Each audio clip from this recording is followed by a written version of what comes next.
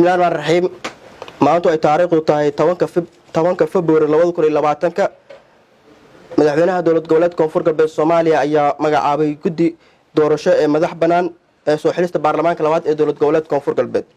warqad sumadeedu ay tahay eber 96 ujeedo magacaabid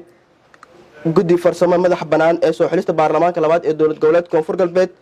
madaxweynaha dowlad goboleedka Koonfur Galbeed Soomaaliya markuu arkay dastuurka dowlad goboleedka Koonfur Galbeed Soomaaliya qodobkiisa 48 farqadiisa labaad ee magacaabida guddiga madax banaan markuu dhageystay talo soo jeedinta wasiirka arrimaha gudaha iyo dowladaha hoose ee dowlad goboleedka Koonfur Galbeed Soomaaliya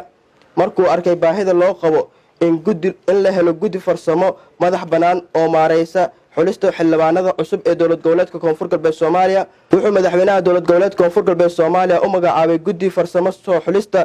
doorashada baarlamaanka labaad ee dowlad goboleedka Koonfur Galbeed Soomaaliya xubnahaas oo kala ah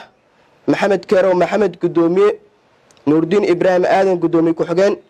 Aadan Maxamed Ali Xoghayn Mawlid Xasan Axmed xubin Jeelaani Maxamed Coof xubin Faaduma Maxamed Axmed xubin Aamino Umar Maxamed xubin Umar Ali Isaaq xubin Faarax Sheekh Maxamed xubin Caasho Ibrahim Ali xubin